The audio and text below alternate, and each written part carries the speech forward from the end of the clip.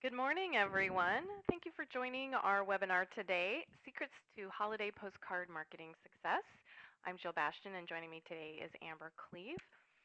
You'll notice on the slide that's up on the screen right now, we do have a Twitter hashtag for all our webinars, so if you want to use your Twitter account and tweet as we go along, feel free, you can use that.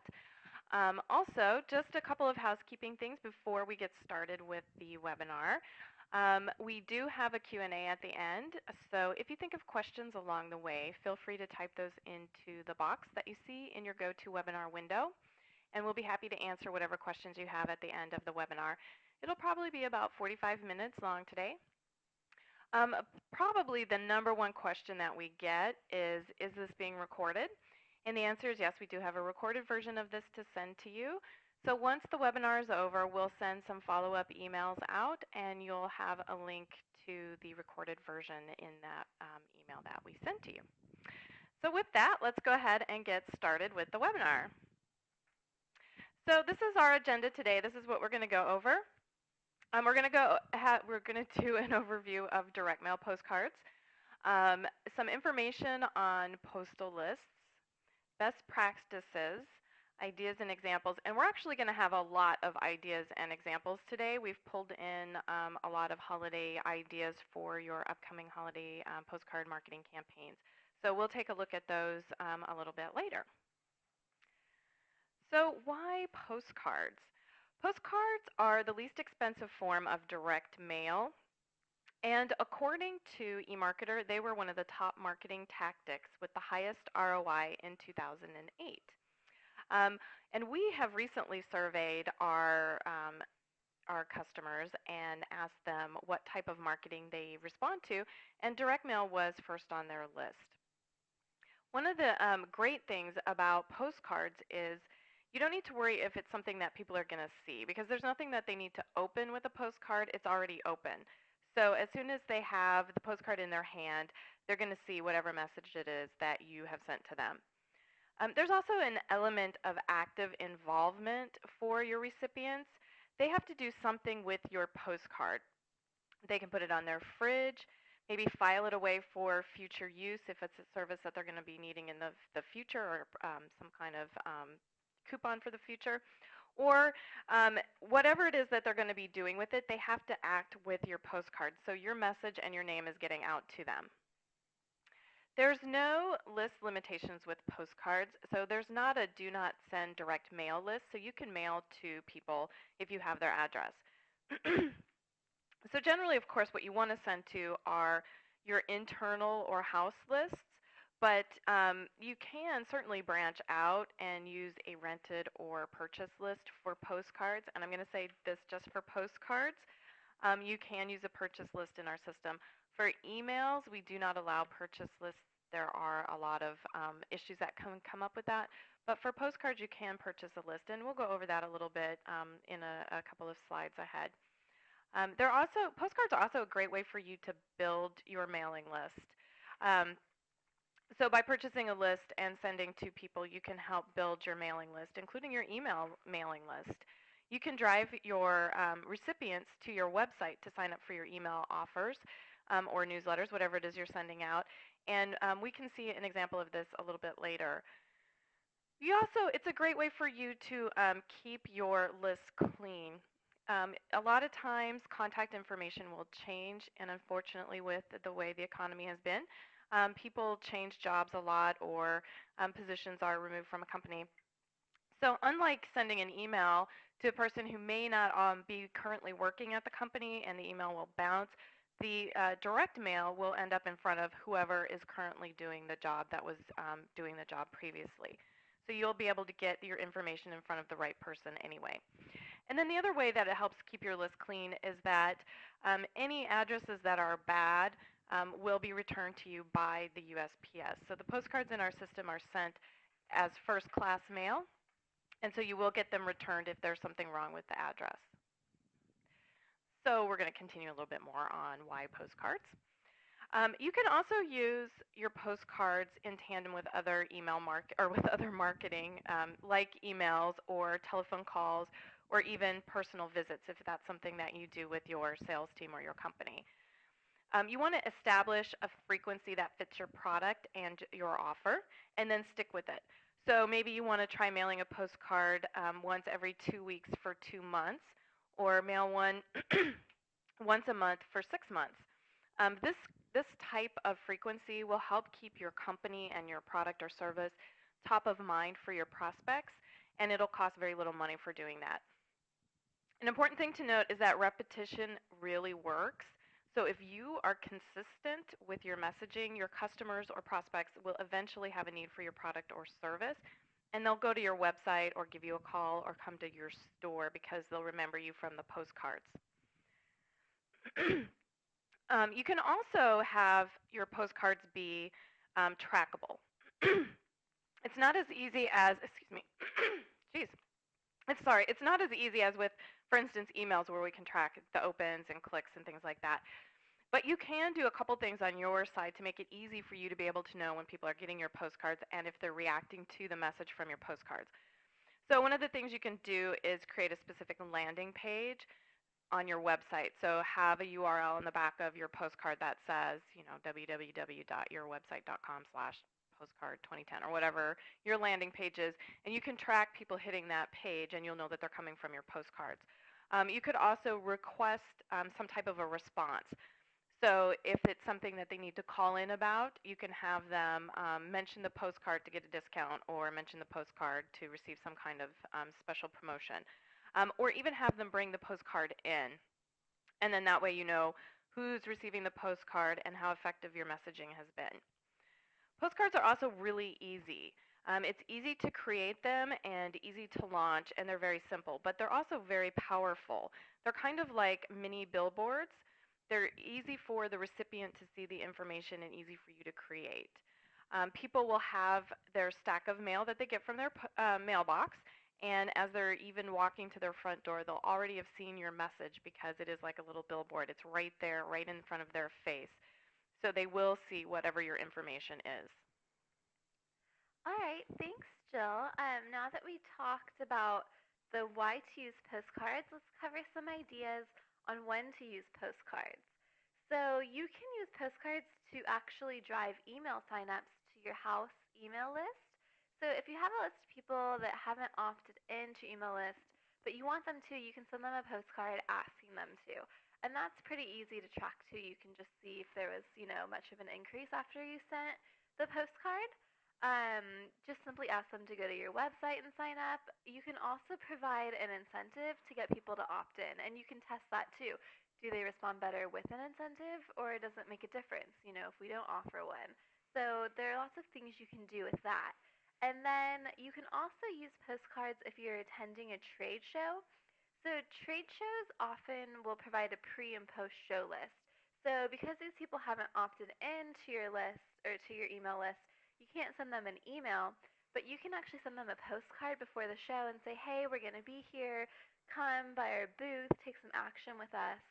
And then you can also follow up after. So people perhaps would have opted into your email list at the show, you can send them an email. But for those who didn't, you can send them a postcard and just remind them, hey, it was so nice to see you. So you can do a lot of things with postcards around trade shows. Excuse us. Sorry. I don't know why it always does that during demos. So overall, postcards are great marketing tool for events. You can also use them for save the dates, invitations, discounts, booth locations. Say, hey, we're going to be at booth, 205, so they know where to find you. Like I mentioned, you could do follow-ups, reminders, the list goes on. And you can integrate and supplement any of your other marketing campaigns with a postcard to get an even better response. So when it comes to email, there's a lot of inbox clutter, and it's possible that there are people who miss your email, but they're still interested in the content. It happens, things get overlooked, accidentally deleted, inbox is just too full. So those people that maybe didn't respond, it doesn't mean that they're not interested. So you can send them a postcard. And then you also have bounced emails. So these are people who don't even get a chance to see your email because they've previously bounced from your list. So you can send them a postcard with an offer, and that way they don't miss your message. And you can even take that one step further and ask them to resubscribe to your list with a different email address, and that way they can also get your emails. So, postcards are just great to make sure that your messages aren't missed and to supplement any of your marketing campaigns. So let's talk a little bit about lists, since you're going to need a list to send to your postcard people. So one thing you want to keep in mind, as I mentioned earlier, the best place to start is with your current customers and prospects, whatever your internal mailing list is. But you can certainly expand on that particular database, and there's some options that you have. So you could rent a list or purchase a list. And as I said earlier, for emails, you cannot do this. We do not allow purchase lists for emails in our system. But for postcards, you can, because there are less rules about your postal address, interestingly enough. So one of the places that you could start if you wanted to find a list to target a specific audience or demographic is to go to a publication that maybe caters to your particular service that you offer, particular interest, or products that you have. So they might be willing to rent a list if you go to a publication. You could also use a list broker, and they would be able to research and recommend lists for you. They would also manage all of the paperwork and other details that come with renting a list. And for instance, they could help you get a list of businesses or consumers who have purchased products or used services similar to what you offer, or who fall into the demographic that you're looking for in the particular mailing list. You just want to make sure that anyone that you go with has a good reputation. As far as going between rent or buying a list, there's pros and cons to both of them. So some of the things to keep in mind is a rented list is not yours. You are just borrowing it, and there's always a limit to how often you can mail, and usually it's just one time. You are also dependent on a third party's external sources for the accuracy of the list itself, and the information you get may be somewhat limited. Using a purchase list usually gives you the ability to do pretty much whatever you want with the data except for resell it. And that usually means that you can use the list more than one time. So you would be able to send out multiple mailings if you purchased a list. But another thing to keep in mind is that purchasing a list is usually more expensive than renting a list. Um, so you can also build your own mailing list, and Amber is going to talk about that in a couple slides from now. But I'm going to keep talking about list rental. Some other things to keep in mind if you're renting a list is, again, do they have a good reputation? Because you want to make sure that the information that you're getting is good. How often are they updating the list? How targeted is the list that you're getting? One of the things I want to call out on this particular slide is the pricing, understanding the pricing. So CPM is something that you may or may not have run into, and that is based on cost per thousand. So that would be addresses. And most of the time, list brokers will enforce a minimum charge of $500 regardless of the size of the list that you're purchasing or renting. So make sure that the minimums are something that you can work within. Also, another thing that you want to keep in mind is in either purchasing your list or renting a list is how much you can budget for the whole mailing, including the rental or purchase of the list, as well as any type of creative you may need to spend money for, as well as the price of the postcards themselves. So all of this needs to be kept in mind when you're trying to figure out what the break even is for this particular direct mail piece, or even if you're going to make a profit from using a purchased or rented list. So here are some list resources. So if you want to take a look online and see how this is going to work, there's quite a few listed on here. As I said, this is being recorded, so you'll be able to take a look at this. The DMA, which is the third one on there, the Direct Marketing Association, has a website where you can go to their site, and there's a tab that says Resources, and on the Resources tab, you'll be able to do a search for lists that they offer. And you can put in parameters for whatever it is that you're looking for. So you could have golfers, for instance, and then it'll pull up places that you can get the lists and what the costs are. So there's a couple of them. The ones in the middle, D&B, Idea Exec, are really more B2B type of lists. So if you wanted to market to other businesses, that would be a good choice. InfoUSA and Melissa Data are more B2C, although they do have some business resources as well. But if you're looking for consumers more than businesses, those would be a good place to go for that type of information. Okay, so next on the list is list building. So we talked about how you can rent a list, you can purchase a list, and then you can also use other resources to build your house list. As Jill mentioned, this is the most reliable list because these are people that have expressed interest in your company, what you have to offer, and so they're going to respond really well. So there's some ways you can build your list. We recommend starting with an opt-in form. You can put this on your website, on your social media, Facebook, anywhere, and just say um, opt in here, and you can tell a little bit about the program and what they're opting in for. And we actually offer these opt-in forms for free through Vertical Response, so you can check that out in your account. We have a few things on the help site and on our blog about how to use opt-in forms as well. So there's a lot of good information out there.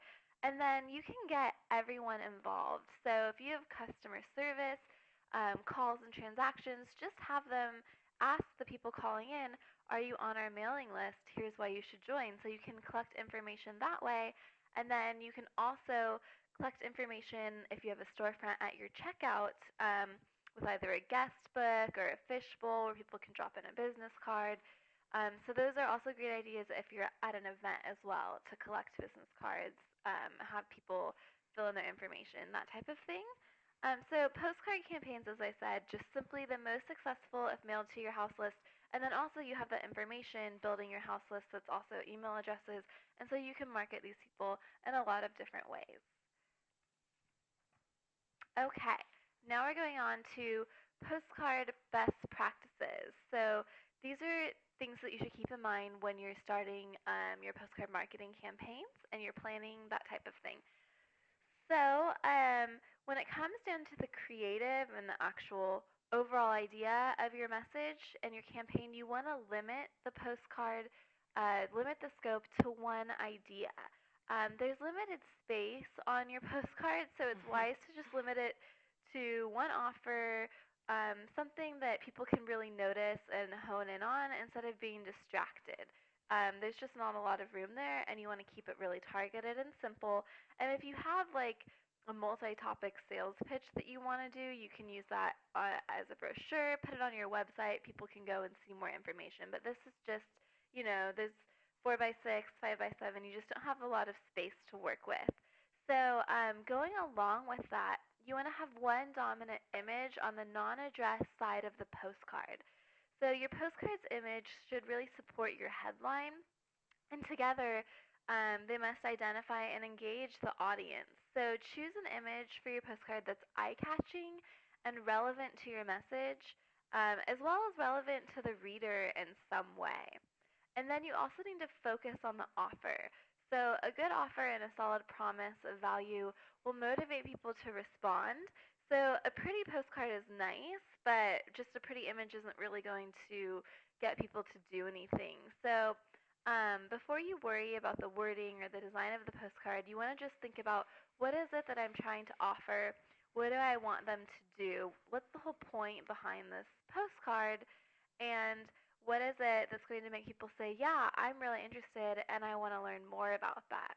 And then going one step further from that, you want to define a clear call to action in the postcard communication. So this is what it is that you want the prospect or customer to actually do. Plan the message and ask yourself, do I want them to learn more? Do I want them to call in? Do I want them to go to the website? What is the actual call to action, and make sure that that's really, really clear on your postcard. And then some experts say that 40% of your direct mail campaigns success is dependent on your list. So you really need to match your offer to the right group of people. So as Jill mentioned, when you're doing list purchasing or list rentals, there's a few things you can keep in mind, consider when you're targeting different companies to help you do that, to make sure that they might have some qualities that you're interested in, but also if it's your house mailing list, you can really dive into the data that you have and make sure that you're targeting the right audience for you. For example, maybe you want to target people in a certain area or zip code. Maybe they're people who haven't purchased a certain type of product from you before. There's lots of different ways that you can segment your list. So you want to identify them in your house list, preferably. That's the easiest and best way to do it. And then you want to expand that list. Like I said, if you want to, you can use the other resources we discussed, like rentals and purchasing. And just make sure you use a good resource when you're sending to people who meet your ideal audience. And then the next thing is that repetition of your message really does work. So it's the consistent mailings that are exceedingly more effective than just kind of the one-time shot in the dark mailing. So as we mentioned, if you're just renting a list, it's likely you can only mail to them once. But if you purchase a list or you have your house list, you can hit them a number of times, and that builds credibility and familiarity with your audience. So although it may take a number of contacts to get people to actually maybe make a purchase or take that action that you want to give your audience some time to respond and more opportunity to respond. And then the next thing just to keep in mind is just including tracking. And Jill talked about making your postcards trackable, previously a few slides ago. So you want to test and measure for success. There are some ideas, and I think Jill touched upon a unique landing page with a specific URL, or you can use a promo code, have people bring a postcard in. That's a really easy way to see if it's effective. Calling in and saying whatever it was on the postcard that you wanted them to say to get the offer. So there are lots of ways to track that. And then another thing that you can do to take that one step further is to test different messages on your postcard and send multiple versions to different parts of your list to see if one type of offer or message works better than another. And then you can just use that going forward and then continue to test, and it'll evolve. But that's a great way to track and see what worked, led to success, who's making a purchase. And then you can really measure the success of your campaign that way. So just a couple other things to keep in mind when you're creating your postcard. Postcards take a little more lead time than emails do, so you can do an email in less than an hour, launch it, and get it to your recipients. But postcards, you need to keep in mind that if you have a creative team who's making the image for your postcard, you need to give them time to design it. You also need to keep in mind that it's going to take time for printing and then also time to go through the postal system. So with vertical response, when you use our postcard system, it takes about 8 to 10 days once you hit the launch button to actually receive the postcard in your mailbox. So you want to keep that in mind. You also want to try to avoid having your postcard arrive on a Monday. It's probably one of the biggest mail delivery days in the week. So it's a very busy day. Not that you can always control that, but you can kind of plan where the 8 to 10 days is going to fall. Another thing to keep in mind are holidays, and this is something that's definitely going to be coming into play coming up here very, very shortly. Holidays, federal holidays where the post office is closed, can have an impact on how quickly your mail is going to be delivered. I managed our postcard product for quite a while, and one of the things that I noticed was one day that the post office is closed equals about 2 extra days in delivery. So it's not just one day for it being closed. It's usually about 2. So you want to keep that in mind when your postcard is going to start arriving if there's a holiday somewhere in the 8 to 10 days of the delivery time. Also, the average response rate here is about 1 to 3%. And one of the things that you want to keep in mind is that the response is probably going to be a snowball effect, especially if you're doing a repetition of your postcards to people. So some people are going to respond instantly. They're going to say, oh, I want to get that deal, or I need that service, or I need that product. And they'll respond as soon as they get the postcard. And some people may put it on their fridge and respond later when they have a need for what you're offering. So the slower responses is actually a good thing. This will give you a steady stream of business instead of having everyone show up all at one time. Just a couple other things to keep in mind. This is also a good time for you to make sure your list is clean before you start mailing to it. If you have bad addresses and you know that there's some bad addresses in your list, it's a good time to pull them out or to update them. The USPS website's good for updating. You can take a check. You can check there if you think that there's an address that has changed or something has been updated. So you might want to make sure that you set aside some time to do this before you send out your postcard. The other thing to keep in mind is if you're sending a postcard that has an offer of service or product or something like that, make sure your business is prepared to deliver on that offer. As I said, it's probably going to be a snowball effect with your postcards. Just make sure you have whatever you need to meet whatever the demands are that your postcard is going to be bringing in. So here are some examples. So we've been talking about a lot of do's and don'ts, how to make a list, what you should put in your postcard. So let's take a look at some of the examples of postcards that people have sent through vertical response. So this first slide here is event invitations that you can send out. So you can use postcards as an announcement.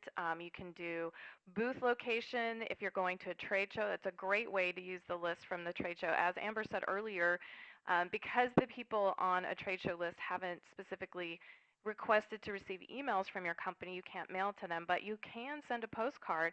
And we see this quite a bit in our system. People will send out a postcard inviting people to stop by their booth. And the Brintech example up in the top right-hand corner, they have their booth location number on their postcard, which is great. It'll make it easy for people to get there. Plus, they have an offer on the postcard. So if somebody drops by and they have the postcard, they can get a complimentary coffee card, which is a great way to help get traffic to a booth like this.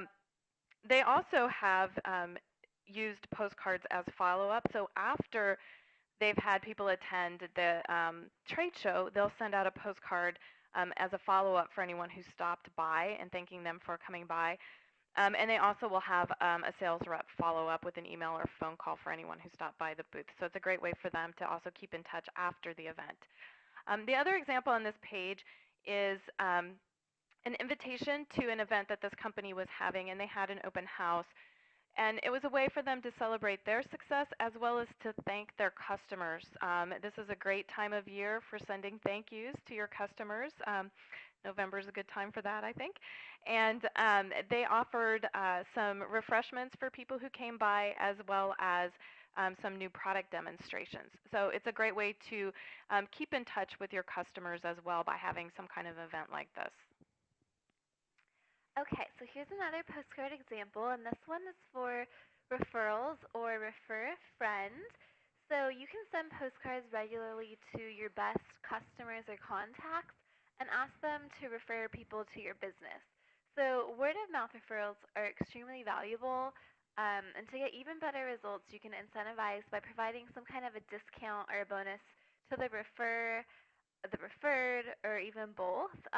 People buy from people, and there's been a lot of recent studies and results that are saying that like customer testimonials and that type of thing work much better than just like typical advertising campaigns. So your customers are really your best advocates, and you want to get them advocating for you. So in this example here, this business actually offered free licenses worth $500 or a $100 gift certificate to Amazon if their customer referred a friend and then the friend actually made a purchase. So they also directed traffic to a specific web page with more details on the referral or on the offer, and that way they could track the website traffic and see if they got the referrals from their customers. So it's a great way to use postcards to get more business. So this is some more examples. This is announcements. So these are two postcard examples of announcements for new products as well as pricing.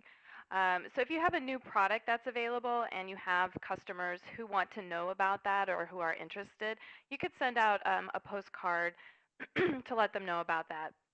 Or if you have an upgrade that is coming along for your particular product, and people are eligible, you could use a postcard for that as well. You can also announce changes in pricing. If you have a new location that's opening or new hours, you can send a postcard for that. Also, if a shipment has come in for a customer for something that they were requesting, you could let them know via postcards as well. So on the top right-hand corner is a winery customer, a customer of ours, sending out an announcement to just their wine club members, letting them know that their wine club shipment is in, and also inviting them to come to a tasting at the winery. And the other one on the left is from Steinway, and they send out postcards for various types of announcements. So this example is price increases, but they also send postcards for financing that's available, and also for events that they're holding, educational programs, and even some regional programs that they offer as well. Okay, and then this example we have here is a way that you can use postcards to show that you're successful in your business. Your customers will be really happy to know about your success, and then new customers might be more likely to try you if they haven't. Um, so, ideas of success that you can promote on a postcard are awards that you've won, nominations, achievements. Even if it's a local award, you can just promote it to a local demographic. So, this example here is targeting specific areas. Um, this real estate agency has done a great job on this postcard, as you can see, of showing homes that they've sold in a specific area. So then they target homeowners and say, we can sell your home if you're looking to buy a home. You know, we have a lot of good success in this area, and you can get new customers that way. You can also use postcards for notifications of various things. So, for instance, if you have a product name change, it's a great way to let your customers and prospects know that there's a change coming along. You can send multiple versions to let them know about this. So, again, repetition to help reiterate that your name or your product name is changing. It could also help with your email open rates as well, especially if you're changing a company name. Letting people know ahead of time via a postcard that the emails coming along are going to have a different name will help people understand when it shows up in their inbox under a different company name that it's still the same information they wanted before. You can also use it for any required notifications. So, for instance, if a service is going to expire, if there's a notification for a proxy vote, you could use that. And over the next couple slides, we're also going to show you some more examples of service and product type of postcards like this one here. So these are a little more holiday oriented. The top one on the left is fun. It's a Halloween special savings postcard that one of our customers sent out, and they were offering $5 shipping sale for their particular business. It's a very cute creative, and it's also something that's very timely. You still have time if you wanted to send this out for October to send this type of a postcard out. They offered this product from the end of October through the first week of November, this particular shipping sale. So that's something that you could certainly do. The other one is a great idea for just about any business, and it says relax during your holidays. This particular card was for a software program that helps with networking, but this could be used for just about any company, really, or service. So, for instance, if you're like a plumber, if you're a gardener, or if you live in a warm area anyway, you could be gardening during the holidays. If you offer a catering service, this would certainly help somebody relax. Florist, restaurant, and of course, if you're like a spa or salon, this type of sentiment would also work well too. And all of these are things that you can start thinking about sending out now to beat the holiday rush, as well as to keep you top of mind again during the holidays for whatever service or products that you offer. And these are some more very holiday specific ones. Again, these are services that are offered. So the one in the bottom left-hand side is a company that actually offers troubleshooting services, more online than Santa-oriented, but this is a really cute creative for the type of business that they have. And again, something to help keep their service in people's minds during the busy holiday season. The one on the top right is a really cute holiday greeting that they sent out, but This is for a lodge that offers fishing trips in the summertime.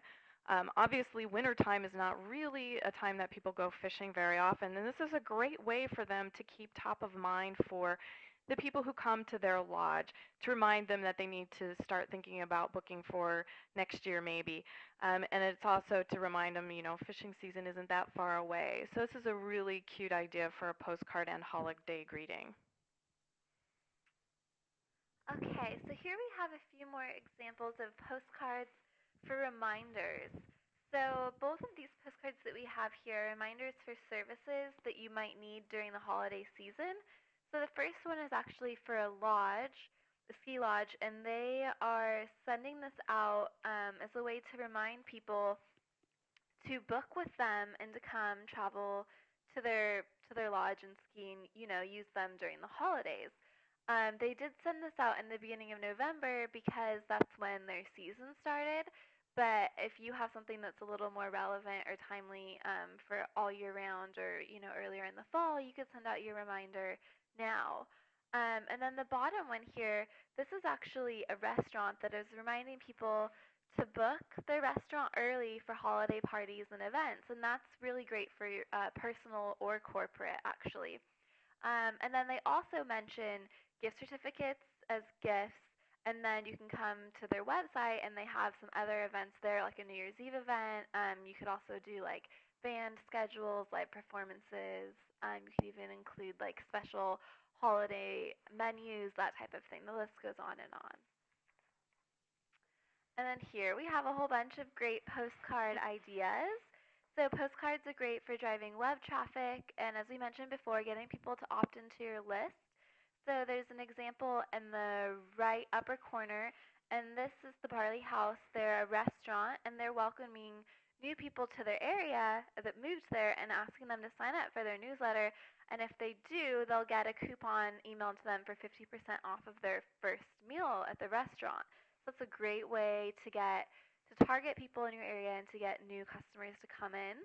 Um, then you can also send emails to people that bounced, obviously, to drive website traffic and build your list and have them sign up, again, with a different email address.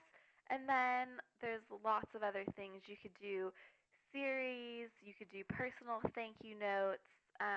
There's even like mystery messages where you send a larger campaign and each piece is just a small message that builds on each other. Series of tips that go together. And then actually on the next slide here, we have a whole bunch more of thank you postcards.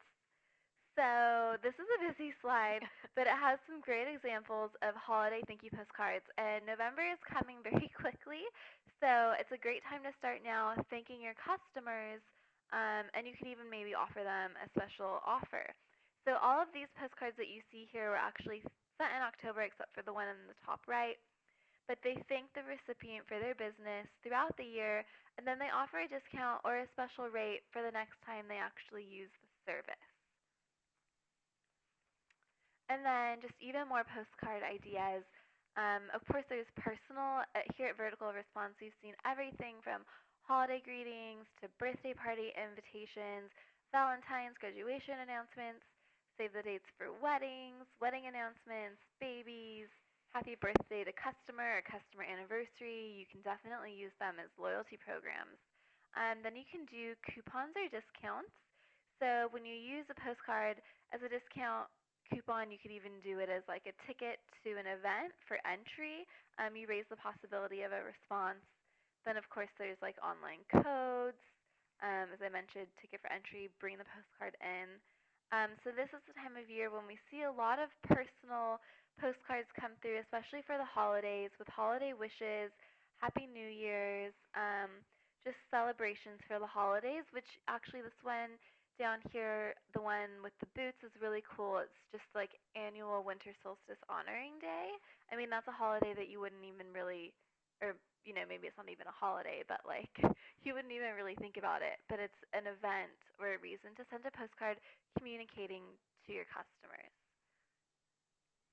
And just a couple of holiday gift postcard ideas too, in case you offer those type of things.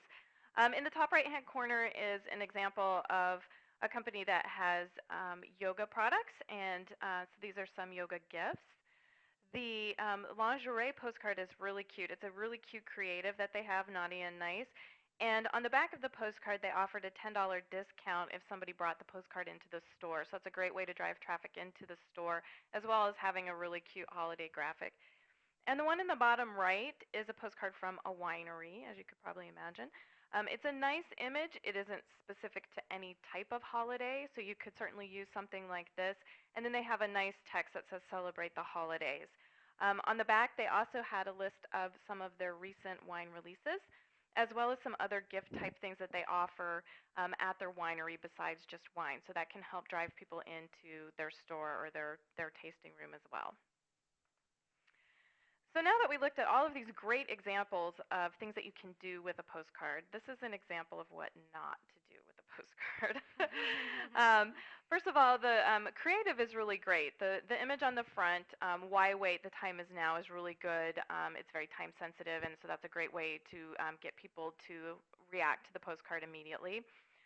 But there is a big typo on the front of this postcard, so you want to make sure that um, if you're sending out a postcard, maybe you have another person take a look just to make sure there aren't any typos.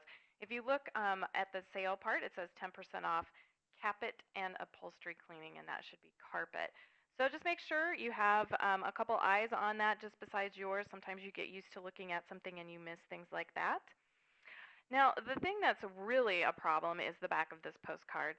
They have written a book on the back of this. This font is really small, which makes it really hard to read.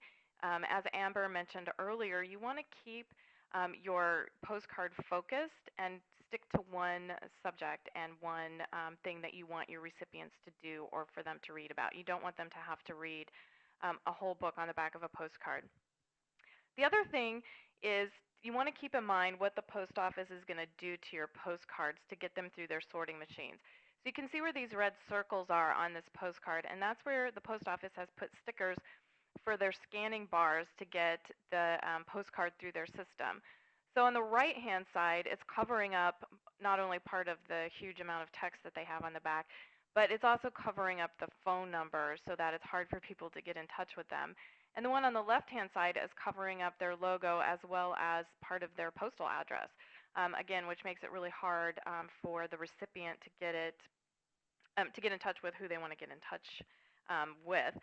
Now, one thing to keep in mind is that if you're using vertical response for our postcard tool, we don't allow you to add text where these scan bars are going to go. We will protect your card in that way, so you shouldn't run into this problem. But you just want to keep in mind that the post office could do things like this to your card. So here is some additional information. Again, this is being recorded. You have to frantically write this all down. We do have some tutorials on our website. So if you want to go take a look at how to create postcards, there's some short videos and some text tutorials on there. We also have a specific pricing on our postcard page. We do offer two different sizes for postcards, 4x6 and 6x9. So the pricing is based not only on the size of the postcard, but also on the number of postcards that you're purchasing. You can get a quick quote on our pricing page, though, so you could type in, "I want to mail 259 postcards," and it'll tell you how much it's going to cost. So that makes it really easy. Another great thing about our postcard tool is that we have no minimums. The least amount you have to buy is one.